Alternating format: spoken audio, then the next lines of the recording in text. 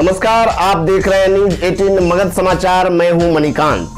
News 18 Magadh के top 10 10 बजे के 10 खबरों में आपका स्वागत है।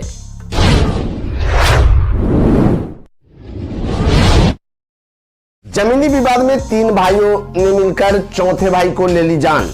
कुल्हाड़ी से पीट कर उतारा मौत का घाट। भागलपुर नवगछिया के गोपालपुर थाना क्षेत्र से एक दिल दहला देने वाली घटना सामने आई है, जहां अपने सगे भाई नहीं सगे भाई को कुल्हाड़ी से प्रहार कई बार कर बुरी तरह जख्मी कर दिया, जिसकी भागलपुर के मायागंज अस्पताल में इलाज के दौरान मौत हो गई। इस घटना का कारण जमीनी विवाद बताया जा रहा है। गोपालपुर का रहने वाला मृतक जोगेंद्र यादव 4 भाई हैं, जिसमें 3 भाइयों ने मिलकर चौथे भाई जोगेंद्र यादव को कुल्हाड़ी से मार मार कर पूरी तरह जख्मी कर दिया। इसकी स्थिति काफी नाजुक हो गई थी। परिजनों ने आनन फानन में उसको इलाज के लिए भागलपुर के मायागंज अस्पताल लाया, लेकिन चिकित्सक ने उसे मृत घोषित कर दिया। बता दें कि यह जमीन विवाद 35 वर्षों से चल रहा है और उस पर 144 धारा भी लगी हुई थी। जबरन तीनों भाई उस पर मकान बना रहे थे और चौथे को जाने से मना करते थे, साथ ही मार डालने की धमकी भी देते थे। अंततः कलयुगी तीनों भाई ने मिलकर चौथे भाई को कुल्हाड़ी से मारकर मौत के घाट उतार दिया। पुलिस घटना पर पहुंचकर शव को अपने कब्जे में लेकर पोस्टमार्टम के लिए सदर अस्पताल भेज दिया है। वहीं पुलिस ने अपराधी तीनों भाई को जेल भेज दिया है। वहीं दोनों तरफ से केस फाइल किया गया है। दोनों तरफ के लोगों को पुलिस ने गिरफ्तार किया है। घटना के बाद परिजनों का रो रो कर बुरा हाल है।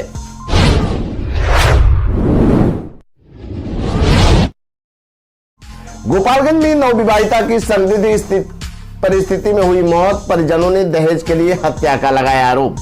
जिले के भोरे थाना क्षेत्र के सिसई टोला सिसवन गांव निवासी सुरेश कुशवाहा के नवविवाहिता बेटी की संदिग्ध स्थिति में मौत हो गई। वही सूचना पाकर मौके पर पहुंची पुलिस ने शव को पोस्टमार्टम के लिए गोपालगंज सदर अस्पताल भेज मामले की जांच में जुट गई है। मृतका भोरे थाना क्षेत्र के सिसई टोला सिसवन गांव निवासी राजेश कुशवाहा की 25 वर्षीय पत्नी पुनीता देवी के रूप में की गई है। दरअसल इस संदर्भ में बताया जाता है कि मृतका पुनीता की शादी 2 मई 2023 को हिंदू रीति रिवाज के अनुसार धूमधाम से यूपी के देवरिया जिले के छठियाओं गांव निवासी रामाकांत कुशवाहा के बेटा राजेश कुशवाहा के साथ हुई थी। परिजनों के अनुसार परिवार के लोगों ने ससुराल वालों के मांग के अनुसार दान दहेज दिया था। मृतका के भाई ने बताया कि शादी के बाद उसकी बहन को प्रताड़ित किया जाता था, साथ ही सिकड़ी और 2 लाख रुपए की मांग की जाती थी। हालांकि आपसी समझौता के बाद मामला शांत हुआ, लेकिन 12 सितंबर को वह अपने मैके आई थी और 25 सितंबर को उनके पति वापस अपने साथ यूपी ले गए। इस दौरान उसने पति को सोने की अंगूठी दी गई, जिसके बाद वह अपने ससुराल चली गई। इसी बीच रात को मृतका के भसुर ने फोन कर जानकारी दी कि उसकी मौत हो गई। जब घर पहुंचे तो मृतका के मामा, जो उसी गांव में रहते थे, उसने मृतका को सूचित किया, जिसके बाद पहुंची पुलिस ने शव को पोस्टमार्टम के लिए सदर अस्पताल भेज दिया गया और त्वरित कार्रवाई करते हुए उसके पति को हिरासत में लेकर पूछताछ की जा रही है।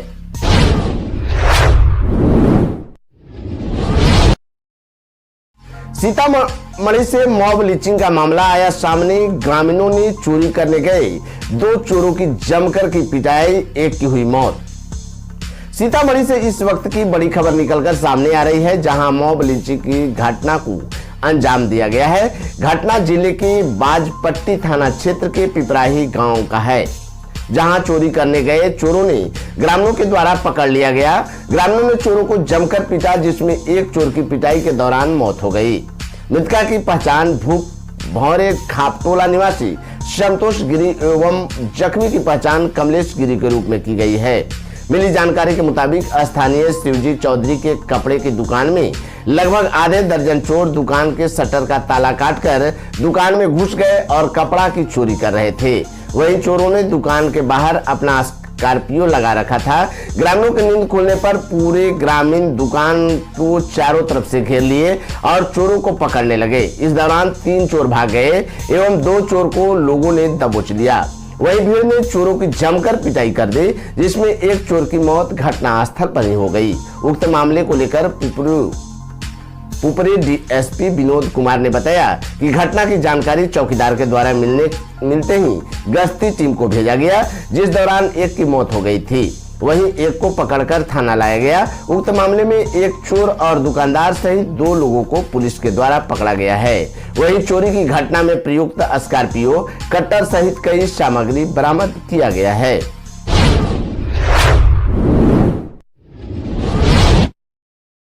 जमुई में अपराधियों ने थानाध्यक्ष से 1.5 लाख रुपए की मांगी रंगदारी, पुलिस ने आरोपी को किया गिरफ्तार। जिले के गरही थाना में पदस्थापित एसआई प्रभात रंजन की बालू माफिया द्वारा बालू लोड ट्रैक्टर से लौटकर हत्या किए जाने का मामला अभी ठंडा भी नहीं हुआ कि बदमाशों ने अब खैरा थाना में पदस्थापित अपर थानाध्यक्ष मृत्युंजय कुमार पंडित से 1.5 लाख रुपए की रंगदारी की मांग कर दी। हालांकि मामले में पुलिस ने तकनीकी अनुसंधान के तहत कार्रवाई करते हुए आरोपी को गिरफ्तार कर लिया है। गिरफ्तार आरोपी की पहचान कुल्हुआ निवासी सूरज कुमार के रूप में हुई है। बताया जाता है कि बीते 15 नवंबर को अपर थानाध्यक्ष मृत्युंजय कुमार पंडित के मोबाइल पर 92 62 76 13 72 नंबर से कॉल आया। कॉल करने वालों ने अपर थानाध्यक्ष को गाली देते हुए कहा कि तुम ज्यादा काबिल दरोगा हो गए हो, मुझे तत्काल 1.5 लाख रुपए दो, नहीं तो गोली मार देंगे। अपर थानाध्यक्ष ने पूछा कि पैसा क्यों दे, तो कॉल करने वाले कहा कि खैरा थाना में रहना है तो रंगदारी के तौर पर हमको पैसा देना होगा।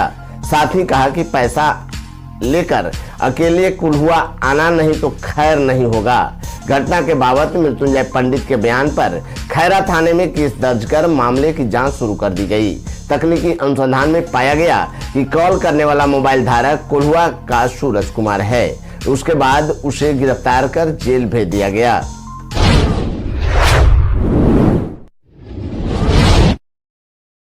सीतामढ़ी में प्रेम प्रसंग में सब्जी विक्रेता को चाकू से गोदकर हत्या, जांच में जुटी पुलिस। जिले में सब्जी विक्रेता की चाकू से गोदकर हत्या करने का मामला प्रकाश में आया है। घटना जिले के बैरगनिया थाना क्षेत्र के नुनिया टोली की है, जहां बेगूसराय के रहने वाले नरेश सिंह के 25 वर्षीय पुत्र सोनू कुमार सिंह नामक युवक की चाकू से गोदकर हत्या कर दी गई है। बता दें कि सोनू बीते 3-4 वर्षों से शहर के चकम हिल्ला स्थित सब्जी मंडी में रहकर थोक सब्जी बेचने का काम करता था।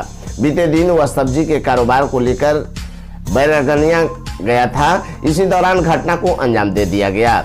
घटना की जानकारी मिलने पर स्थानीय बैरगनिया निवासी पवन कुमार के सहयोग से अस्पताल ले जाया गया, जिसे बेहतर इलाज के लिए सदर अस्पताल भेज दिया गया।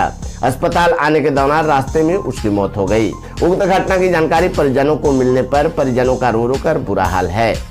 इस मामले को लेकर सीतामढ़ी एसपी मनोज कुमार तिवारी ने बताया कि मामला प्रेम प्रसंग से जुड़ा है, जिसको लेकर इस घटना को अंजाम दिया गया है।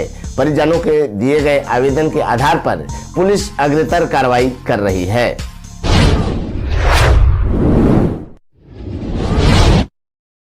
भारत की चैंपियन बनने से पहले आईसीसी ने कर दी पनौती की घोषणा। अनलकी अंपायर देगा फाइनल में फैसला। इंग्लैंड के रिचर्ड इलिंगवर्थ और रिचर्ड कैटलाब्रा रविवार को भारत और ऑस्ट्रेलिया के बीच होने वाले विश्व कप फाइनल में मैदानी अंपायर होंगे।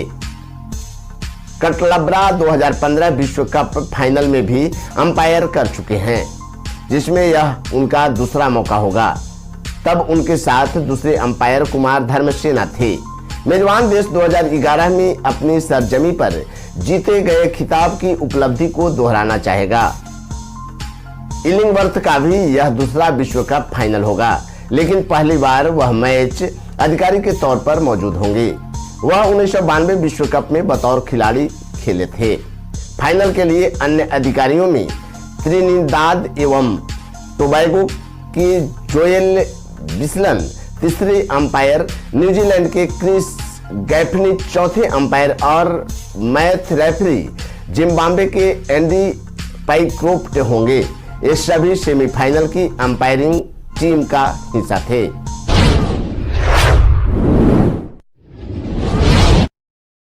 चलती कार में लगी आग, फिर फटने लगी अंदर रखी शराब की बोतलें, मौके से भागे गाड़ी सवार। दुमका जिले के शिकारीपाड़ा थाना क्षेत्र के अंतर्गत दलदली गांव के पास बुधवार को देर रात एक बेलेनो कार में आग लग गई, जिसमें कार पूरी तरह से जलकर खाक हो गई। कार बीरभूम जिले के रामपुर हाट से दुमका आ रही थी। कार सवार सभी लोगों को सुरक्षित बच निकले हैं। स्थानीय लोगों ने बताया कि कार अनियंत्रित होकर गड्ढे में घुस गई। कार बिहार की बताई जा रही है, लेकिन उसमें आग कैसे लगी इसकी खुलासा अब तक नहीं हो पाया है। शिकारीपाड़ा थाना प्रभारी का कहना है कि मामले की जांच की जा रही है।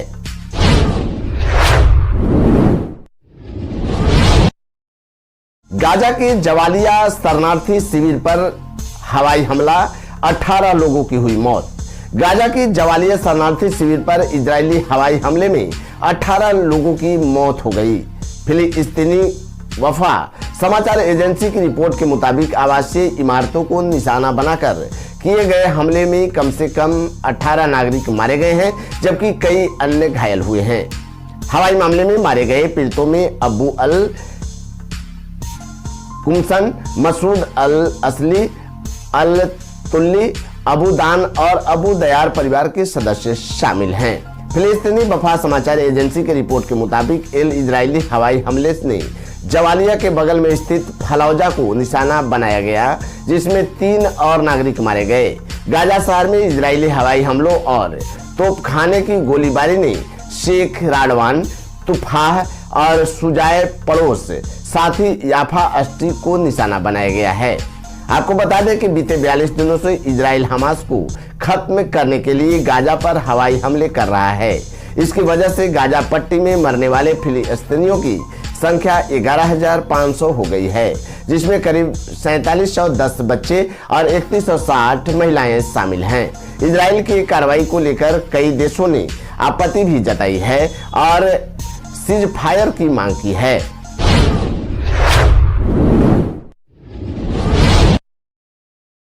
बिहार में 27 दरोगा किए गए सस्पेंड। आज छठ पूजा का दूसरा दिन।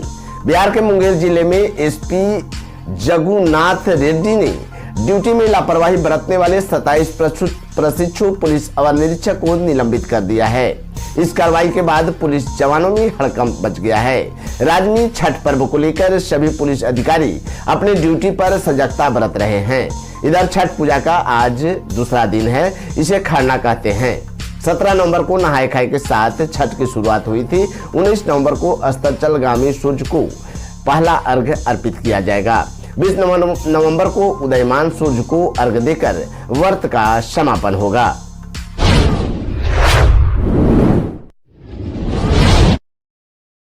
भागलपुर में ट्रिपल आईटी में काम कर रहे मजदूर की गंगा नदी में डूबने से हुई मौत। दोस्तों के साथ करने गया था स्नान। भागलपुर में ट्रिपल आईटी का काम जोर शोर से चल रहा है। वह भागलपुर के आसपास के कई मजदूर काम कर रहे हैं। वहीं इस दौरान एक बड़ा हादसा देखने को मिला है। दरअसल ट्रिपल आईटी में काम कर रहे मजदूर अपने कई दोस्तों के साथ शुक्रवार को गंगा स्नान करने गए और नहाने के दौरान वह डूब गए। सभी दोस्त उन्हें देखते रहे, लेकिन बचा नहीं पाए। मृत युवक की पहचान कदवा जंगली टोला ढोलबज्जा थाना अंतर्गत नवगछिया के रहने वाला बम कुमार के रूप में हुई है। यह घटना आज तकरीबन 6 बजे सुबह की बताई जा रही है।